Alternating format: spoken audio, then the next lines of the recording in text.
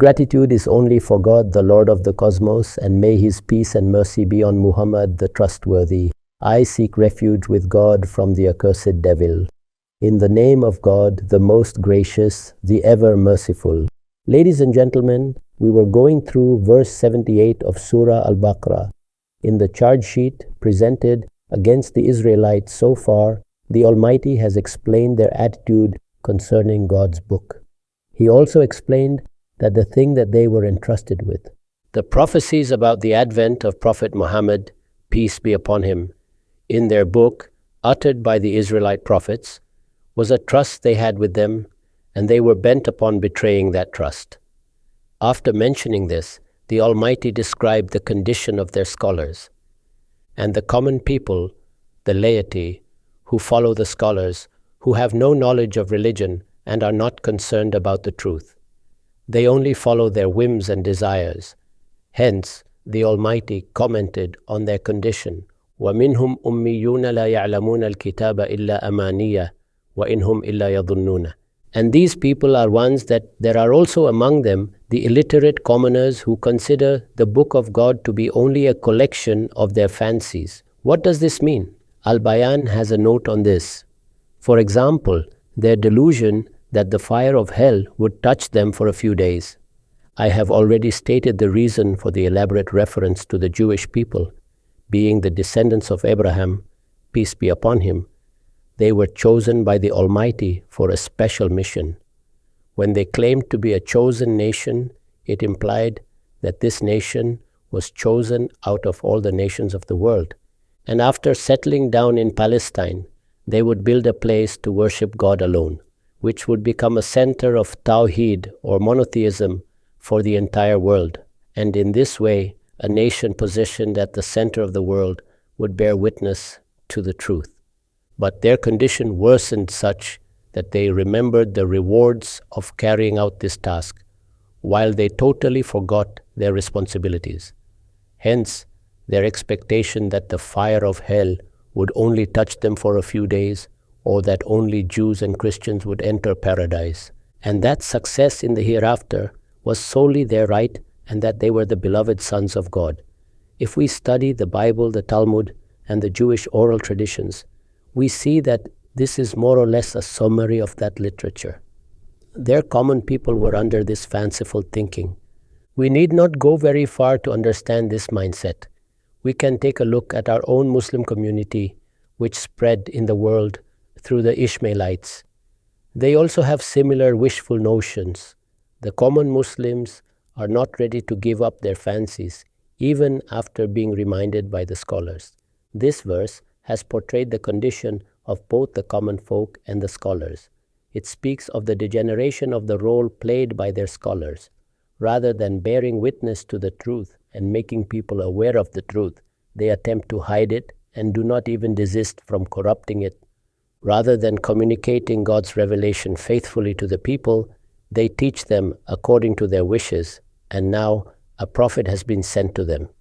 The appointment of a prophet means that the truth will now be brought forth in a new form after a thorough reconstruction. So rather than supporting the prophet in this situation, they tell people that publicizing the prophecies concerning the prophet would actually build a case against them on the day of judgment. In this way, these unjust people forget that their dealing on the day of judgment is with the Almighty, who knows the innermost secrets of the hearts. Having described their condition, the Almighty remarked, فَوَيْلٌ لِلَّذِينَ يَكْتُبُونَ الْكِتَابَ بِأَيْدِيهِمْ ثُمَّ يَقُولُونَ هَذَا مِنْ عِنْدِ اللَّهِ لِيَشْتَرُوا بِهِ ثَمَنًا قَلِيلًا. So devastation is for those who write the Sharia with their own hands. Notice it says, they write the Sharia with their own hands. The Quran is describing a very pitiful situation here. God's Sharia, the divine law, was given to guide people in those matters where it is not possible for human intellect to come to conclusive decisions, or it was given to fulfill the real objective of religion, purification of the self. Therefore, such rules and regulations were given that if people were to make themselves observe these rules, they would gain some purification, and this process of purification would continue to flourish. But in the case of the Israelites, يكتبون الكتاب بأيديهم. They began to write the Sharia with their own hands. I have written the following note on this. This refers to the edicts of the Jews that they would concoct and which had absolutely no basis in their religion. This they did in order to fulfill their worldly desires and to please their followers. That is, the scholars had stooped to this level that rather than teaching people the true Sharia of God, they were more inclined to please the people, and they would fabricate a new religion and present it to the people. So, God remarked, so devastation is for those who write the Sharia with their own hands. ثم يقولون هذا من عند الله ليشتري به ثمنا قليلا. Then declare, this is from God in order to gain a paltry price through it. After this, the Almighty said, فَوَيْلٌ لَهُم مِّمَّا كَتَبَتْ أَيْدِيهِمْ وَوَيْلٌ لَهُم مِّمَّا يَكْسِبُونَ. So devastation is for them because of what their hands have written, the fatwas or edicts they produced, and the tales they told in the name of the law. And devastation is for them because of that which they earn through it, whether they intend to gain fame through it or wealth and material gain. The Almighty said that all this would be of no use to them. The end result of this is nothing but devastation. Further, the Almighty said, وَقَالُوا لَن تَمَسَّنَا النَّارُ إِلَّا أَيَّامًا مَعْدُودَةً. And these are people. This is a continuation of the previous discourse, and these are people. They have claimed, the fire of hell shall never touch us. Indeed, an agony of a few days may, however, be inflicted. This had become part of their creed.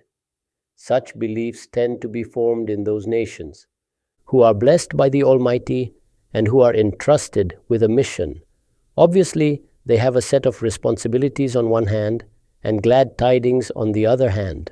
People forget their responsibilities and keep hoping for the rewards in a way that appeases their own selves. Al-Bayan has a note on this. It is evident from this that their belief in salvation became predicated on the ascription to their group and not one which related to their deeds.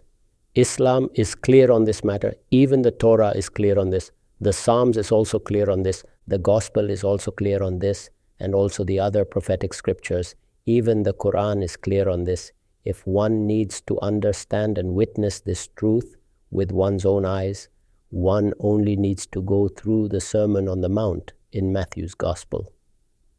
Jesus, peace be upon him, has stated this very clearly, that salvation in God's court is based solely on right faith and right action.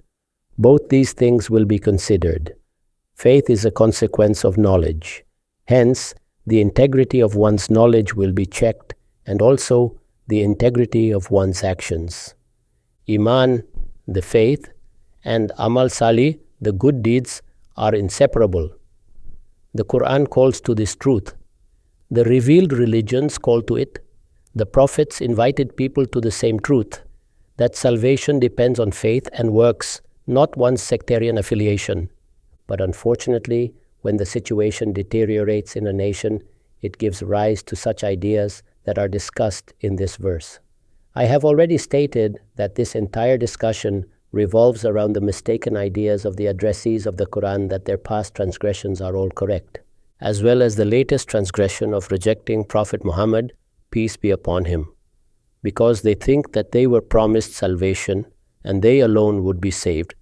They thought that God had chosen them and there could be no change in this now. This was the misunderstanding that the Quran addressed by narrating their entire history to them. The Quran explained that not even in this world were they always saved from God's wrath.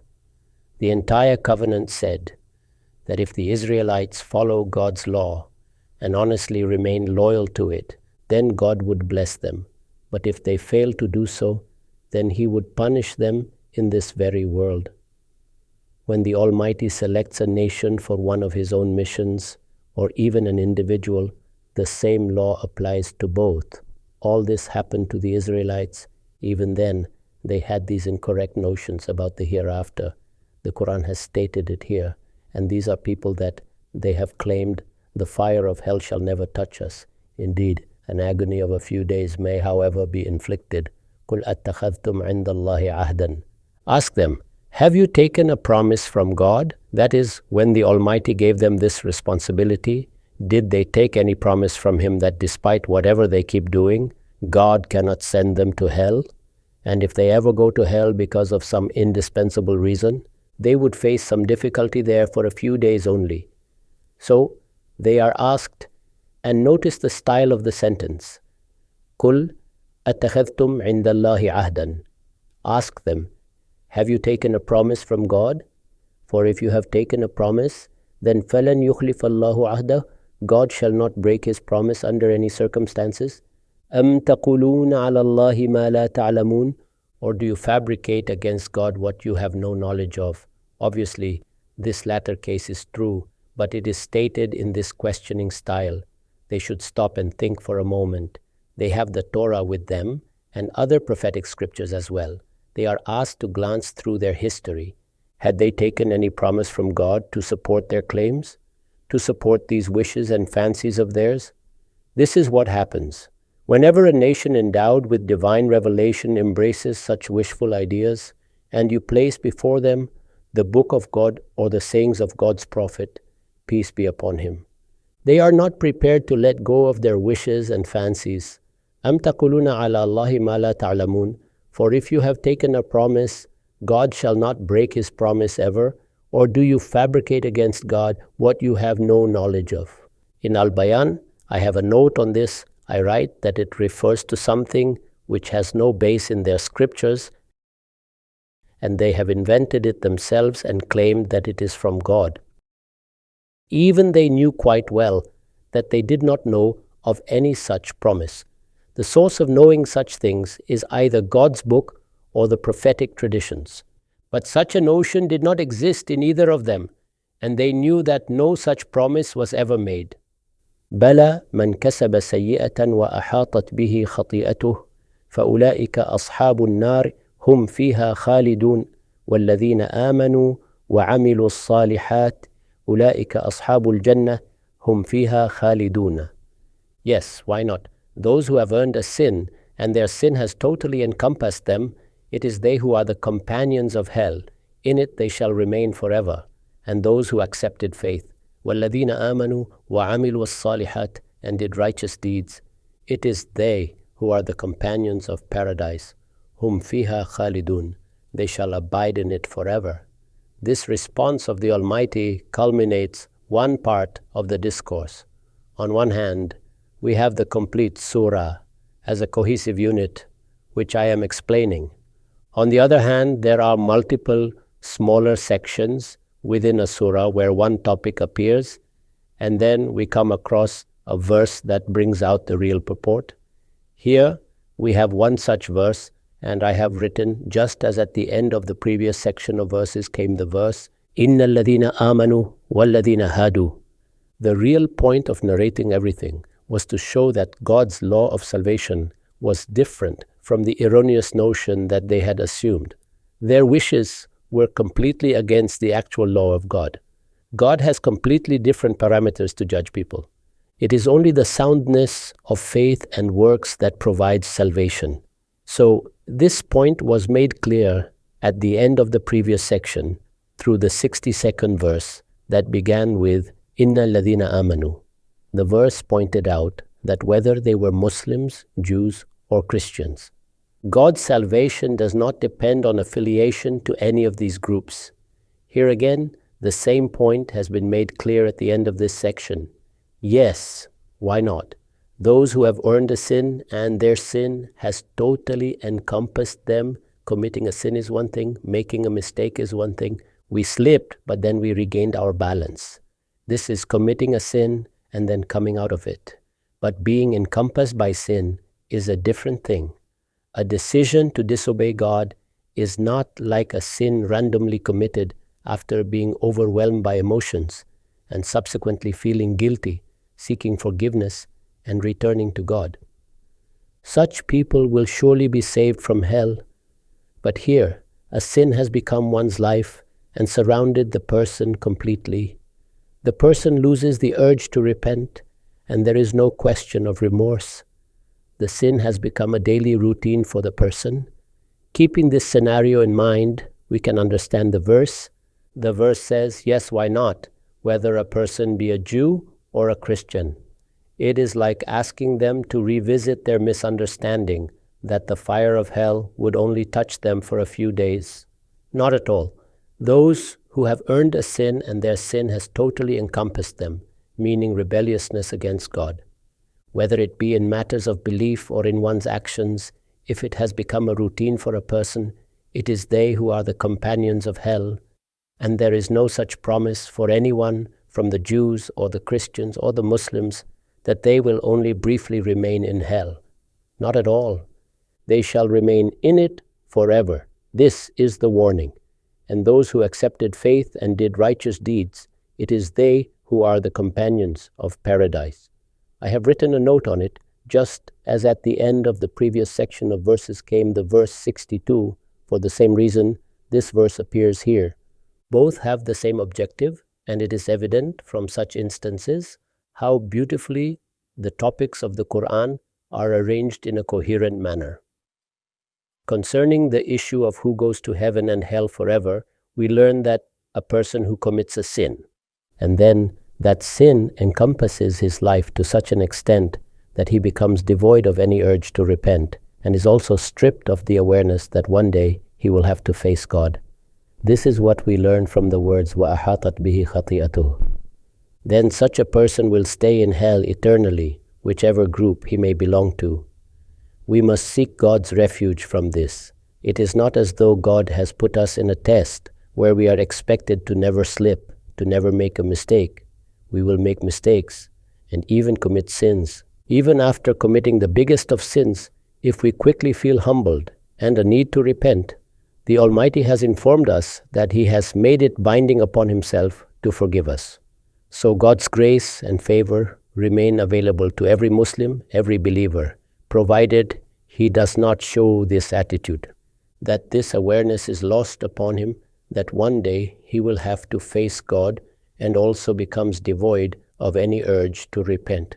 In the case of this attitude, the Almighty first gives some respite, a seal is then slowly set on the heart, and ultimately He deprives a person of His mercy and grace. This is made clear in a few words. Muslims also need to understand this, and the ones addressed by the Quran, who are also present in the world, they also need to understand. The summary is that only these laws and principles work in God's court, that are mentioned in His books, not the ones created by people's fancies. After this, the discourse moves on. وَإِذْ أَخَذْنَا مِيثَاقَ بَنِي إِسْرَائِيلَ لَا تَعْبُدُونَ إِلَّا اللَّهَ. And recall, when we took a covenant from the Israelites, you shall worship none but God. It was already made clear that a person can be affiliated with any group. But God's verdict would depend on faith and works, either hell or salvation from it. Concerning heaven, it was made clear that if a person affiliated with any group brings faith and does good deeds, he will enter heaven.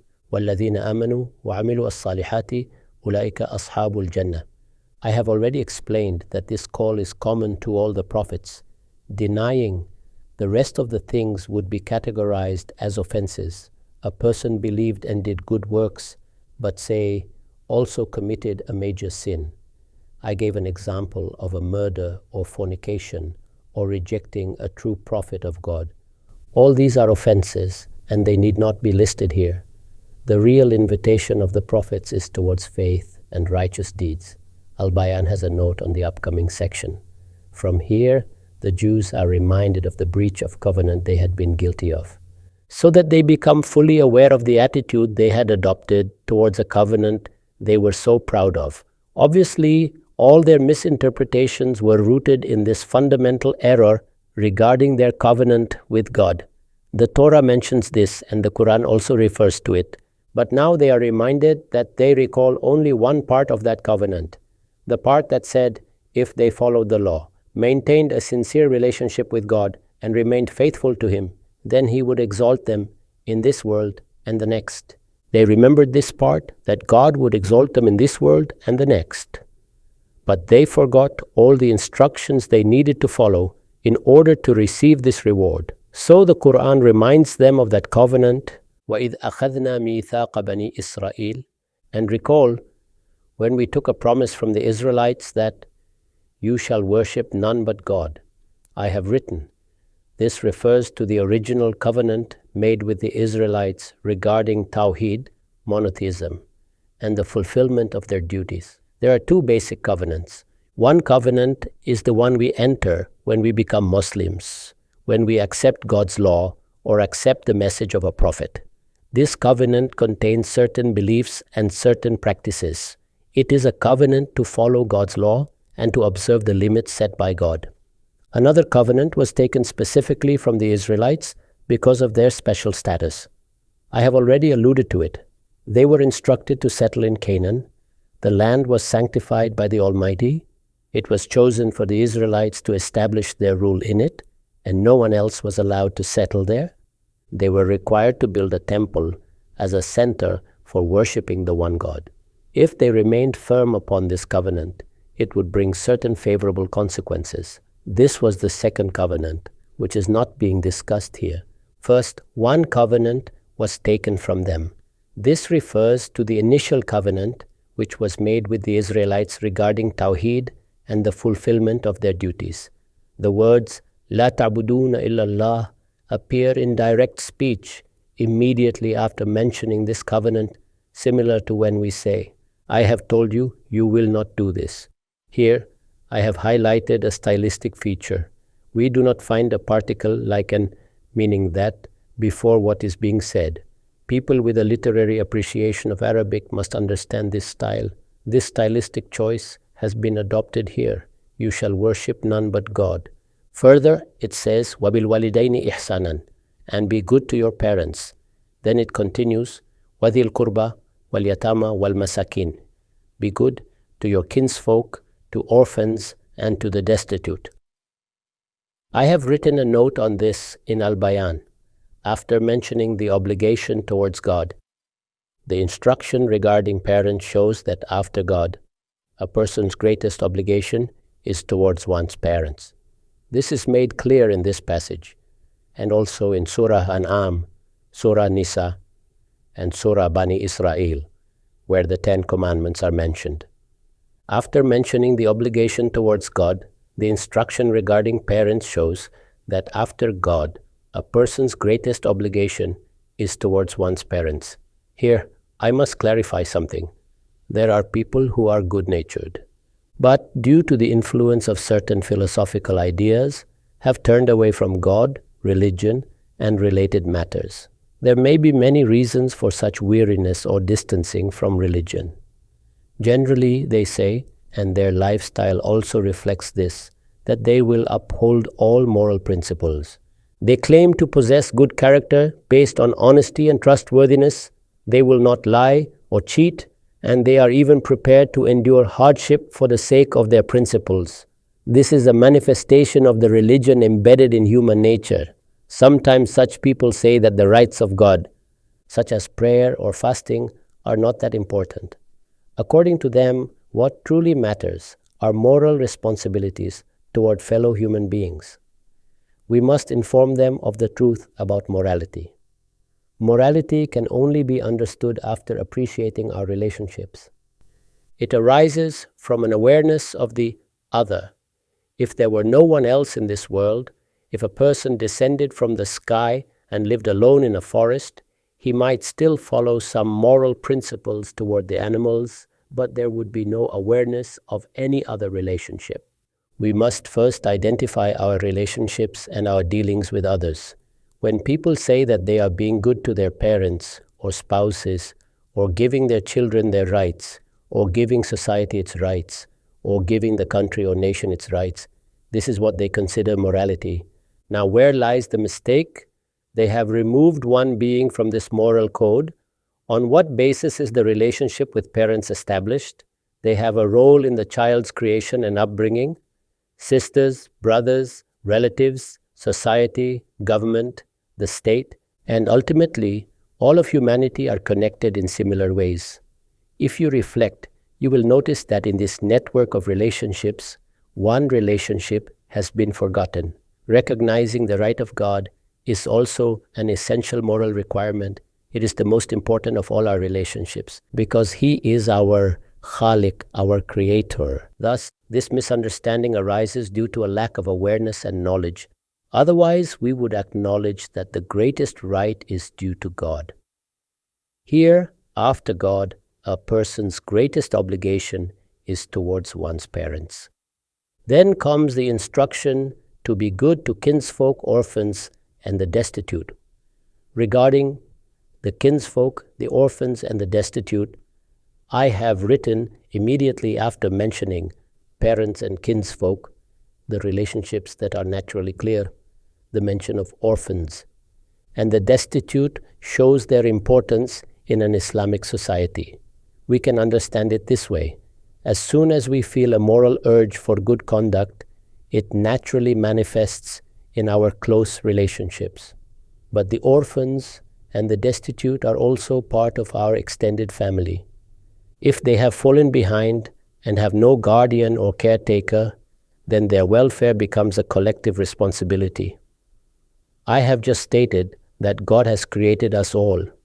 Therefore, we must cultivate an awareness that enables us to recognize Him. Similarly, the Quran teaches that we have not only our blood relatives around us, but also orphans and the destitute. They are also our brothers, being the children of Adam, peace be upon him. By virtue of this human bond, we must be good to them as well. Be good to them. Good conduct is nothing other than giving people their rights. Al-Bayan has a note. It means that one should fulfill these obligations toward others in a very befitting manner. When it is said, give people their rights in a befitting manner, it is one way of expressing this idea. Another way is to say that we must be good to them. Both convey the same meaning. We must understand this underlying truth. God said, وَقُولُوا لِلنَّاسِ حُسْنًا, and God took a promise from them to say what is good to people. What is the point behind the words, say what is good to the people? I have written, these words are similar to those in Surah Al Baqarah, verse 263, Surah Nisa, verse 5, 8 and 9, and also in Surah Al-Isra, verse 28. So it says, in Baqarah, قَوْلٌ مَعْرُوفٌ وَمَغْفِرَةٌ. In Surah Nisa, قُولُوا لَهُمْ قَوْلًا مَعْرُوفًا. And then again, وَلْيَقُولُوا قَوْلًا سَدِيدًا. And in Surah Isra, فَقُلْ لَهُمْ قَوْلًا مَيْسُورًا. These passages convey the same meaning as this verse, Surah Baqarah, verse 83. When we examine these passages, we see that the words, say to the people what is good, have a specific implication. What is that implication? The implied meaning is that besides fulfilling one's obligations toward people, one should also be mindful of their self-respect. That is, one need not go around proclaiming good words to others on a loudspeaker. Rather, on the occasions when we discharge our obligations, when we meet and interact with people, within the sphere of people's rights, we should be conscious of their dignity. Thus, whatever is said to them must be said in a decent and cultured manner. They must not be scolded or spoken to harshly. If a person cannot speak decently to those to whom he owes obligations, then he has actually disobeyed the directive of being good to them. This is the specific meaning of these words here. Other related verses in the Quran make this completely clear. وَأَقِيمُوا الصَّلَاةَ وَآتُوا الزَّكَاةَ ثُمَّ تَوَلَّيْتُمْ إِلَّا قَلِيلًا مِنْكُمْ وَأَنْتُمْ مُعْرِضُونَ. Diligently attend to the prayer and pay the zakah. Then, except for a few, all of you turned away, and in reality, you are those who break promises. After mentioning the covenant and its main points, they are told that they broke the covenant, except for a few, وَأَنْتُمْ مُعْرِضُونَ. And in reality, you are those who break promises. This is the main purpose of giving this reference. Regarding the words, and in reality, you are those who break promises I have written. The implication is that this was not a sin they committed accidentally. Rather, this was their constant attitude. This is the real problem that earns someone God's curse. This is the point being emphasized here. What is the underlying problem in one's attitude? A person may make a mistake, but it is one's attitude that distances a person from God's mercy, both in this world and the next. Let us now go through the simple translation of these verses. God said, So destruction is for those who write the Sharia with their own hands, then declare this is from God in order to gain a paltry price through it. So destruction is for them because of what their hands have written. And destruction is for them because of what they earn through it. And they claim, the fire of hell shall never touch us. An agony of only a few days may, however, be inflicted. Say to them, have you taken a promise from God? For if you have taken a promise, God shall never break his promise whatsoever. Or do you fabricate against God what you have no knowledge of? Yes, why not? Those who have committed a sin and whose sin has completely encompassed them, it is they who are the companions of hell. In it they shall abide forever. And those who accepted faith and did righteous deeds, it is they who are the companions of paradise. They shall abide in it forever. And recall when we took a promise from the Israelites, you shall worship none but God. Be good to your parents, your kinsfolk, orphans, and the destitute, and say what is good to people. Diligently attend to the prayer and pay the zakah. Then, except for a few, all of you broke it, and in reality, you are those who break promises. I say these words of mine, and I seek forgiveness for myself, for you, and for all Muslims.